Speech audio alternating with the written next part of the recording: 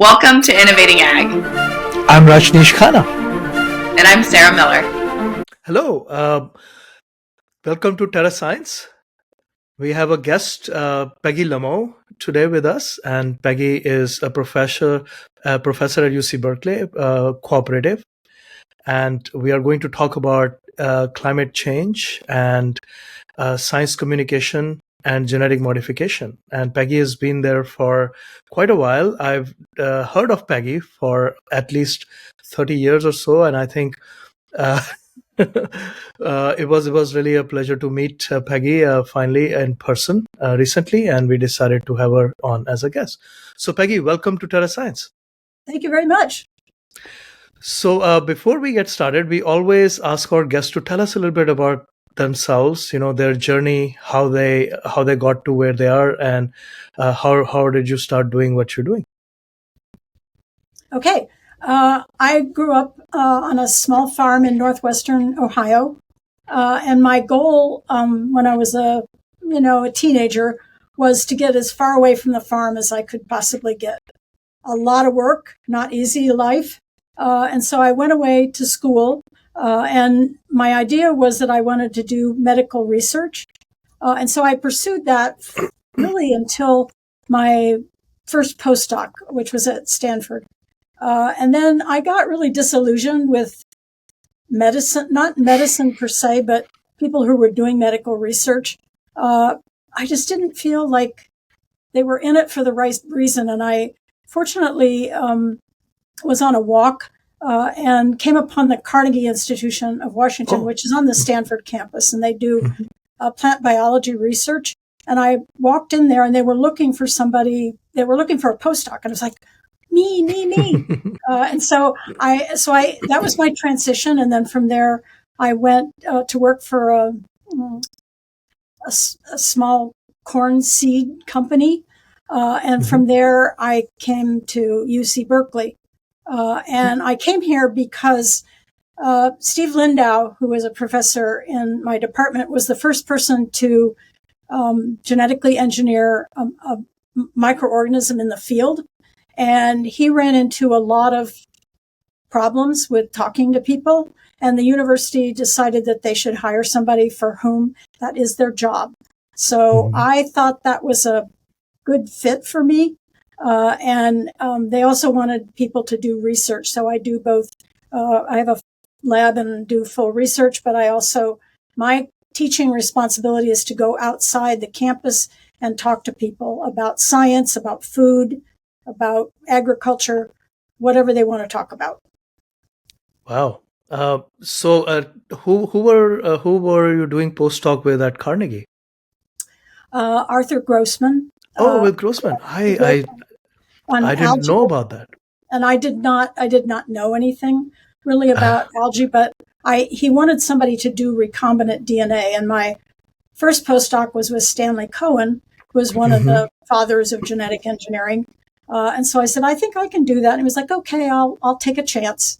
So that was my journey.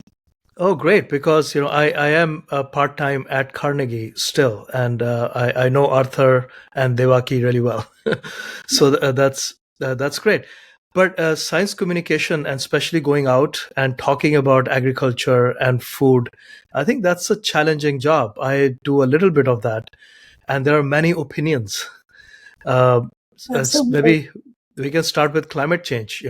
People either believe in it or not believe in it. Whether it's happening or not happening does not care whether they believe it or not. So it's happening. Yeah. So tell us your experience with climate change, and especially the carbon sequestration, and how we can improve sequestering carbon, and some of the work that you've done in communication as well, possibly in the lab. Yeah. So actually, of the topics that I have to talk to people about, I would say climate change and carbon sequestration is probably one of the easiest ones. I got into this when the whole GMO thing came up. And so the early experiences that I had were actually scary because I had to go out and talk to people who really got upset about this. People get maybe upset about climate change, and they're certainly deniers of climate change, but it's not the kind of visceral thing that I encountered when we passed over to the GMO issue. So when I first started at Berkeley, we made GMOs. We genetically engineered wheat, barley, and sorghum, and introduced traits that I thought would be of interest to the public. One of them was a hypoallergenic wheat variety, and I was like, well, people would want that. None of these things went anywhere because they were GMO. So, and the opportunity came up to convert over to editing, for which, at least at the moment, many people are more open to editing. I thought, oh, actually, maybe we could do something to obviate climate change. I don't know if we can, but I feel like if there's a possibility that I can do something to help climate change, I'm going to try. So our efforts are on focusing on a plant and trying to get more carbon down into the soil. So taking the carbon out of the atmosphere. The plant is a great factory. So the plant then makes carbon-containing compounds, sugars or starches, and the crop that we work on has an incredible root system. It can go as far as 6 feet down into the soil. So what we want to do is grab that carbon dioxide, send it down into the roots, and bury it in the soil. And we're also working with another group that is figuring out how you keep that carbon in the soil. Because if you put carbon into the soil, there are microbes that live down there. And they go, oh, great, another meal, more food. So then they eat it, and then they make it go back into the atmosphere. That's not what you want if you're trying to address climate change. So they're figuring out ways to anchor that carbon in the soil so that it doesn't get released back into the atmosphere as quickly. So my lab works on increasing photosynthesis, because if you increase the ability of plants to take carbon dioxide and make it into something, then you're going to be able to make bigger roots, and those bigger roots will store that carbon in the soil. So that's what we're working on. Yeah, no, that's great. We should talk more about it, because we worked some fertilizers, and one of them has shown us that it increases photosynthetic rate and sequesters more sugars into the roots. And so we should. It's a volcanic ash based fertilizer. That makes a lot of sense. Yeah, a lot of people are using char, which is basically just carbon that's been burned, or compounds that's been burned and made into carbon, called char. Yeah, but this one has micronutrients and trace elements from the volcanic ash, and we actually did a gene expression profile with it as well, in using Arabidopsis. Anyway, it's something we can talk about. Maybe I'll see if we can collaborate on that. But that's so true. Sequestration of carbon, and then of course with photosynthesis, like you're saying, capturing carbon from the atmosphere. So you mentioned that when bacteria consume the sugars, they release the carbon back out. What are some of the ideas that if you would like to share that you have thought of to keep the carbon sequestered in the soil? More like plants, ground cover, that kind of things, or? Okay, so this is not my work. So it's work that's being done at several of the national labs, and their idea is that they think they have mechanisms to help the microbes actually anchor that carbon to soil particles, minerals that are down in the soil. And, I don't know them, and that maybe they don't even know exactly the mechanism by which it does it. But what it does is it basically serves as an anchor. So instead of the bacteria being, because it's not accessible to the bacteria at that point when it's sequestered like that. So the idea is to sort of keep it away from the microbes. Okay. And keep it down. I don't think it can stay there forever, but it's a cycle always, but it's a much slower cycle. So it's somehow it's partitioned in the soil away from the microbes, but then it's cycled as well. But then that increases carbon in the soil. And is this something then beneficial as well for agriculture, or is this more like to remove carbon from the atmosphere, or both? I would say, well, we have to work with agriculture. Right. Certainly, there are a lot of lands that are not used for agriculture, but the highest percentage of land that can be used for agriculture is used for agriculture. So if we don't work with agriculture, we can do something on barren lands, but we can't do it in agriculture. Right. So we're working on our target is a crop plant. And you said you work on Arabidopsis. I have never worked on Arabidopsis. I want to work on crop plants because I want to figure out how to make some, and I don't mean to take away from your research, because obviously people have to use model systems, but I guess again, because I grew up on a farm, I'm very focused on doing something in the crop sphere. So we work on sorghum, which is a very close relative to maize and to sugarcane. And so people do grow. In fact, sorghum is the number 2 bioenergy crop right now. But we're hoping that what we learn in sorghum can be transferred over to corn, for example, where there's a huge amount of acreage of corn around the world. And so if we can do something to help corn do something in a positive way for climate change, then it'll be large acres. And by the way, we actually work with specialty crops. So the studies that we did were with tomatoes, and we've looked at radishes, carrots. We used Arabidopsis only for the gene expression study, but we use specialty crops. And we are also looking to collaborate with Devin Coleman-Durr at USDA to work with sorghum. We haven't started that yet. So looks like our paths are converging over there. Yes, I worked with Devin for 6 years on a Department of Energy project that was focused on understanding why sorghum is so drought tolerant. So I was asked recently, why sorghum? And I said, do you have an hour? I'd like to talk about sorghum. But the interesting thing about sorghum is it's extremely drought tolerant. So in our Department of Energy project, we grew sorghum in the Central Valley, where we could control water conditions. And we had 3 separate treatments. One was control, where we gave it all the water it wanted, and then pre-flowering drought and post-flowering drought. And then we would collect forage, and we would collect grain at the end. And what we found, which was absolutely amazing to me, is that whether you did pre-flowering drought or post-flowering drought, the seed and the forage harvest was almost the same as plants that were watered at the level that they wanted.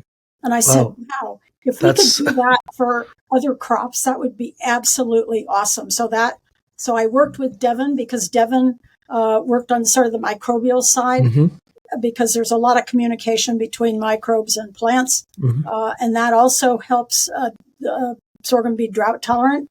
And the other thing about sorghum is that not only is it drought tolerant, but it's flood tolerant. So when you think about climate change, there are 2 things. Well, there are many things that could happen, but 2 big things. One are floods when you don't want them. And the other is you don't get water. So you either get too much water or you get a lot of water. And sorghum's equipped to take care of that. So the more we can learn about how it's able to do that, the more we can pass it on to, let's say, tomato. Yeah. Yes. You might be interested in. Yeah. So actually, this is an interesting intersection, because you mentioned the microbes are important for sorghum to become drought tolerant. And then, but we were also talking about to keep the microbes a little bit away from our sugar So how do we achieve both having the microbes to do their job and then also keeping sugar away from them? That's why we do science, Yeah. right? Because we don't know the answers to all those Right. things. And, I Yeah. mean, we didn't even know either of those things was a problem Right. until I would say less than 10 years ago. And so Mhm. I think, this is what scientists do. They identify a problem, and then they go, okay, well, we know this and this and this. How can we take that information and help us understand this bigger problem? So I think that Mhm. will be one of the things that we'll have to. The thing about microbiomes and studying, bacteria in the soil, we couldn't do that before we had the capability to sequence genomes, to Mhm. sequence the genetic information that drives these microbes. Now we can tell we knew microbes were there even when I was on a farm. We knew they were there, but we didn't, number one, we didn't know what they did, and we didn't have any appreciation that they actually had a positive effect. But now we do. And now knowing that, we can perhaps start addressing questions like you raised, but we never could do that before we were able to actually sequence genomes. Yes, that's true, and maybe different microbes could break down sugars much more slowly, but still provide the benefit in the soil. And Right. like you mentioned, cornfields, and so large acreage of fields where carbon sequestration can occur. So that's a really good and I think straightforward way to address climate change by carbon sequestration. Uh, That's Maybe we can switch over to genetic modification. You said early on that it was one of the hardest things to talk about because people were very passionate about it. So maybe you can tell us a little bit about some of your experiences that you remember, or where we are, especially with CRISPR-Cas9, like the gene editing you mentioned. And so things have changed now, but have they really changed that deeply, or are we on a path? Yeah, when I first started out, that we were really at the very early stages of people being introduced to genetic engineering and GMOs, as Mhm. we didn't call them that, but that's Right. the media called them. So we've come to use that term because then people know what you mean. Well, Yeah. they at least know a little bit about what a GMO is. Uh, so my job really, and this was at the time when counties in California were voting on whether or not you could uh, plant a GMO or whether you could import a GMO into your county. So I was going all over the state talking to people. My job is not to convince people, but rather just to give them the information so that they can make an informed decision about a topic, which at that point was genetic engineering. So when I first started, my job was to use genetic engineering or GMOs to help agriculture in California. So we, my colleague Bob Buchanan and I, worked on different projects. One was to create a fast germinating barley, which would be good for the malting and brewing industry. We had a wheat variety that was resistant to pre-harvest sprouting, which causes millions of dollars of damage in cereal crops per year. And we created a hypoallergenic wheat variety, which we thought would be very popular with consumers. But none of those things ever made it to market, largely because the cost of doing that is way beyond anything that an academic scientist can do. So Bob and I went to the dean at the time, who was actually an ag economist, and we said, okay, so we'd like to take our hypoallergenic wheat to market. And he said, do you have $20 million? And we said, Right. no, do you have $20 million? And he said, no. So we were never able to pursue that. And it was always really depressing to me because Mhm. that's my job, was to do something for agriculture. So, when editing started, I sort of switched over to editing, thinking that perhaps maybe we could do something with editing that would Mhm. actually make it into the market. And that was our our segue into working on carbon sequestration using editing. Oh, okay. Yeah, I worked for 5 or 6 years at Mendel Biotechnology that was started. Oh, I know, Linda. Yes. So I actually had the pleasure of working with soybeans and corn then, and we had genetically modified and were collaborating with Monsanto at that time, which Monsanto is no longer Monsanto, is now Bayer. But yeah, so I know the frustration of how hard it is to go through regulatory processes, and but Europe has even been stricter than US has on GMOs. And so how do you see with editing, how do you see the future of GMO in agriculture?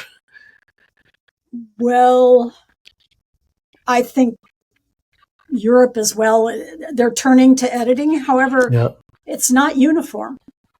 Some countries in Europe are saying, okay, we'll treat them well, some of them say we'll treat them like a GMO. Uh-huh. And then other countries say, no, this is different. We'll treat it like a hybrid crop. And so Right. I don't know how it's all going to turn out in Europe. I don't think they will ever embrace what I would call genetically engineered crops or GMOs. Right. But I'm hoping that they see the value of editing and see that you can use editing in a more directed way compared to genetic engineering, because you can insert a particular piece of genetic information specifically in a site in the genome. Right. And you can't do that with genetic engineering. And so you can make a very precise change that actually mimics what you would get if you were just creating a natural mutation. If a natural mutation occurs, you could do that with editing, and it would actually end up being identical. In fact, you wouldn't be able to tell the difference between the one that you created through mutation and one you created through editing. So I think that some people and some countries in Europe are recognizing that and will move forward with regulation that is consistent with being able to use editing in agricultural crops and food crops. Right, and even with the technologies, we've come quite a long ways. I think the first genetically engineered, which is probably the better term than GMO, but like you said, we always use GMO.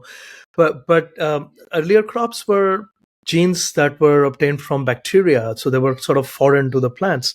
But then we shifted into a phase where plant genes were being used to create the genetically engineered crops. And I think especially there are many cases where disease tolerance, maybe not drought that much yet, but also drought tolerant wheat and things have been produced, and disease tolerance has been really has been beneficial for farmers through genetically engineered crops.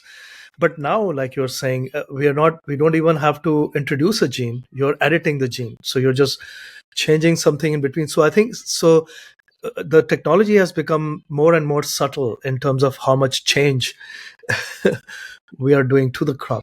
Yeah, one of the things when I go out and talk to people about genetic engineering, GMOs, and editing is that it's a continuum. And we will continue to create new methods to modify crops in more directed ways. Mm-hmm. And I think it's going to come to the point where it will be very difficult for people who, let's say, think they don't like any kind of modification to actually tell if something has been genetically modified, right, through recombinant DNA or not. Yeah, that's true. Well, so that brings us to our topic, which you are already mentioning a little bit, is science communication. So I've been to your website. It is very informative, and we will place a link to that at the bottom of the podcast as well. So it looks like it's many years of work that's gone into the website, because we can look at videos, we can look at information that goes back like 10-20 years. So do you have help? How do you maintain it with students? Or what is the process to have this? That's one part of communication. Yeah, That's been one of the harder things to do what I do, which is, it used to be that the state of California gave people like me who's in cooperative extension, give you maybe $30,000-$40,000 a year. I think the last year it went all the way down to $1,000 a year, and I think we're back up to $5,000 now. So I've always had to go out and raise money, and I have to be very careful because I can't raise money from Monsanto or Syngenta or whatever. I have to find family foundations and things like that. And I had a long-time administrative assistant who helped me with this. She was also a graphic artist, so she helped me a lot with making things beautiful, which I can't necessarily do from an art standpoint, and making slide sets and things like that. So it's been challenging to do this on a controversial topic, because you have to be really careful. People, when I used to go out before the pandemic, almost always I would be asked, so we're guessing, you're here because Monsanto paid you to come and tell us what, and I'm just like, do you know anything about UC Berkeley? I said, I have never been told to say anything. I've never been corrected. I've never been asked to change what I say. And that will usually help people to understand that I am just there to tell them what I know about these topics. And, I used to work in industry for a small corn seed company, but I'm an academic, and I will tell it like it is. I see the data, and when talking about GMOs, for example, there are things that I don't like, and I'm not afraid to say that. And I always say, I don't care who's in the audience. I'm going to say what I think as a scientist. And so I think that's one of the things about science communication. The other thing is that I've learned a lot over the years about how to communicate about what we do. And so in 2015, with a little bit of money from the University of California president, we started something called CLEAR, which is Communication, Literacy, and Education for Agricultural Research. And it's basically to bring graduate students, postdocs, undergraduates in and get them interested in going out and talking to the public. And I remember when I first started it, students said, yeah, we're just in the lab all the time. We never even maybe occasionally see somebody at the grocery, but we never. So now they go out. We have a pub science, once a month pub science, where they go out to a pub and they talk about science. And then we have the farmers market, where they go once a month to the Berkeley farmers market, and they, somebody comes up with an idea, and we have a table and we talk to people. And it's been very interesting for students to do that, because they're like, whoa, okay, we didn't know people would ask us questions like that. So giving them the opportunity to experience that and to practice how they can talk with people about controversial topics. That's great. We have a program with Contra Costa Community College. We call it Best Biotechnology Education and Specialized Training.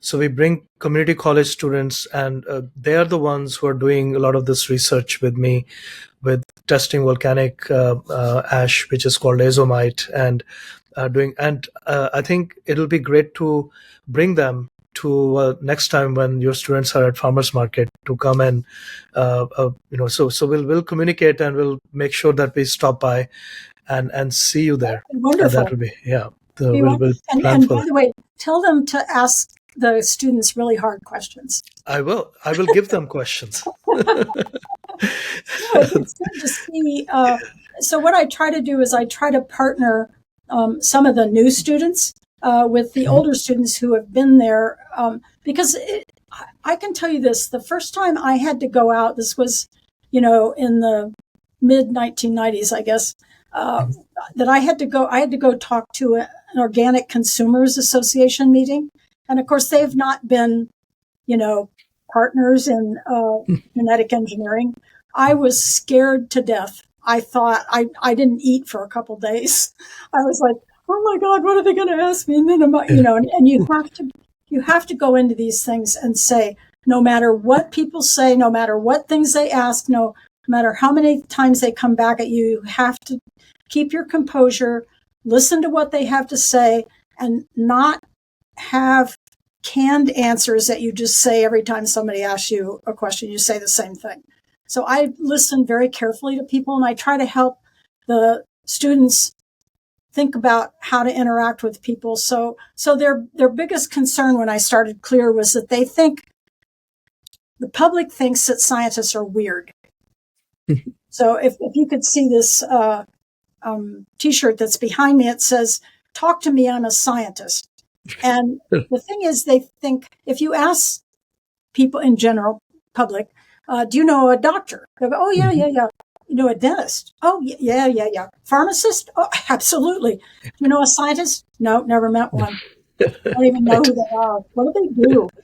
And so this was what drove the students to decide that it was time for us to get out and start talking to the public. So this is what drives them to do that. And they after a farmer's market, they'll go online. We have a little website that they can put what some of the conversations are that they've had, and they're great. Yeah.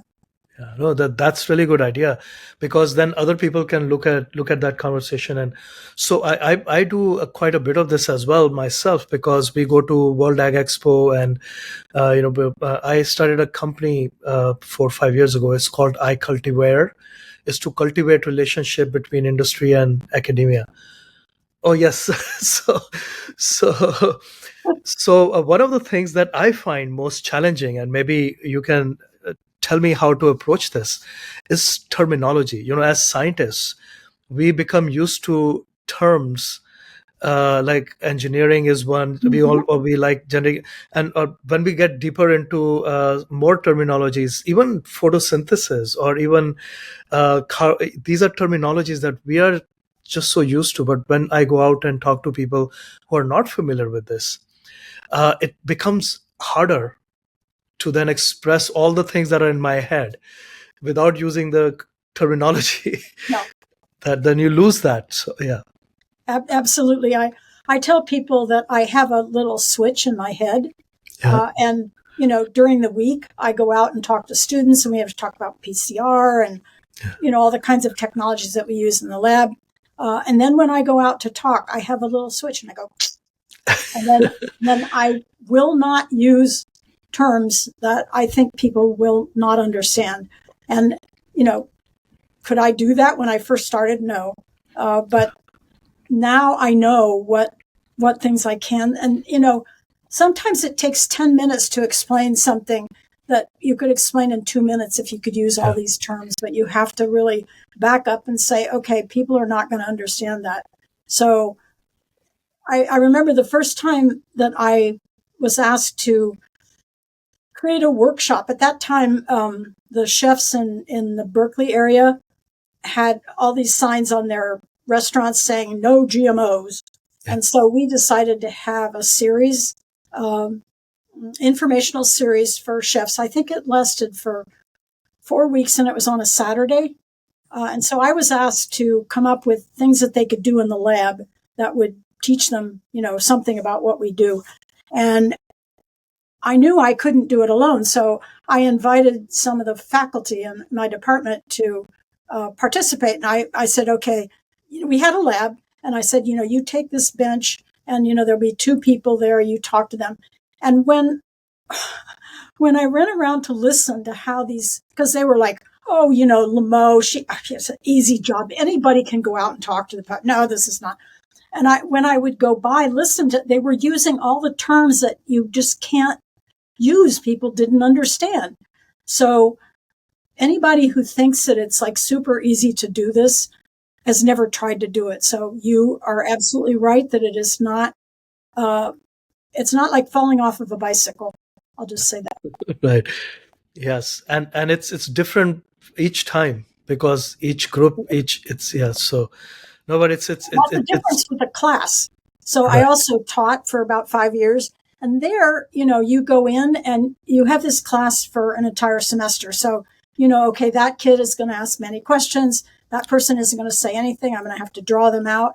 I go into talks. I have absolutely no idea what these people are going to ask. I have no idea how vehement they're going, how whether they're going to attack me or they're not. I try to find out as much as I can about audiences, and I try in general to talk to like professional groups, like people who really want to know, not people who are there just to badger me, but people who really want to know something. So dietitians or nurses or lawyers or whatever, growers. Yeah. And that is a different audience every time you go out. And so you have to figure out like what kinds of things are they interested in. Because you're going to have to draw them in, because otherwise they're just going to fall asleep or they're going to leave or whatever. So you really have to think about like, what is that group interested in? And, what kind of information can I give them that, that they'll find interesting and that will help them understand agriculture or food or genetics or something. Usually when I start my talks, I say, so just wondering, how many people in here have taken a genetics class in the last 5 years? No hands go up. Right. So then it's my job to help them understand. So I use a lot of analogies to try to help people understand what I mean when I talk about even just classical breeding. You have to understand at a sort of a gut level. So that's what I try to do. Yeah. No, it's really important, and this communication is becoming more and more important with social media carrying all sorts of things that are not accurate. So, well, it's great what you're doing. And would you like to add anything to our conversation before we close? No, I just would like to, if anybody who listens to this is a scientist, to really think about how you can get across to. I was talking to my CLEAR students because when they go home, especially the ones that have just started in graduate school, when they go home at Thanksgiving or they go home at Christmas, people are like, "Oh, what are you doing?" And then your relatives, and you say, "Oh, I do recombinant DNA, and I genetically modify." And then I want to help equip them so that they know how to talk to people about what they do in a manner, like you say, that people don't necessarily know how to talk about these complicated things in a way that that your grandmother can understand. Right.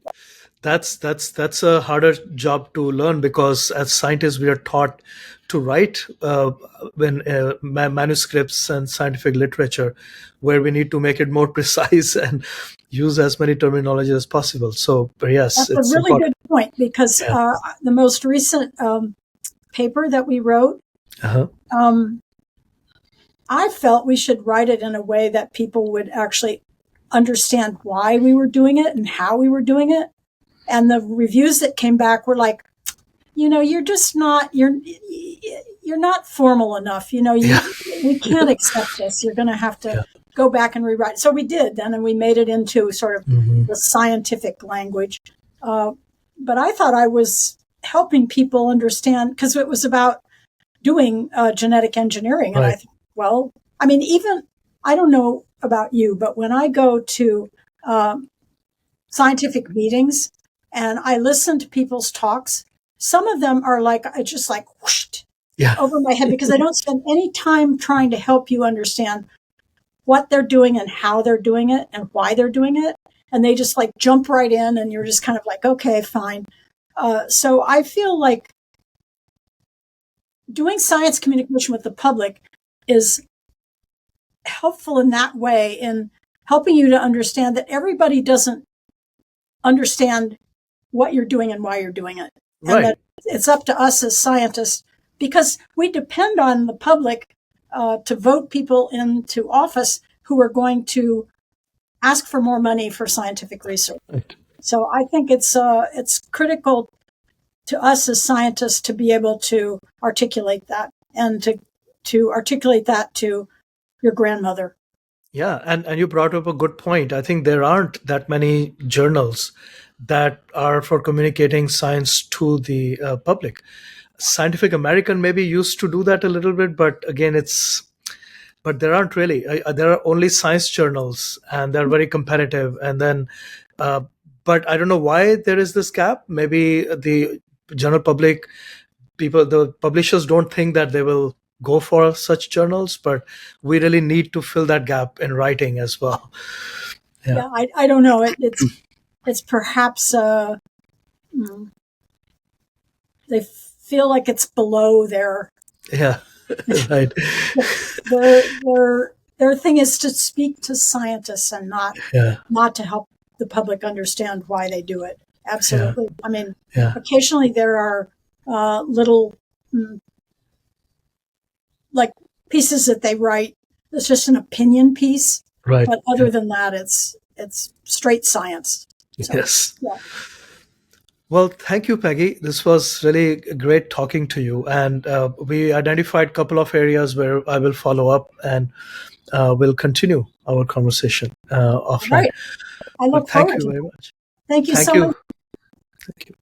Innovating Ag is a place to share science. It's for people who care about science, who care about the future, and want to understand. We are working towards answering those questions specifically. I can actually say it. I'm going to be a scientist. Excellent, you will be. That's awesome. Come along with us each week as we dive into these exciting topics and talk with renowned specialists in agriculture. We hope to see you there.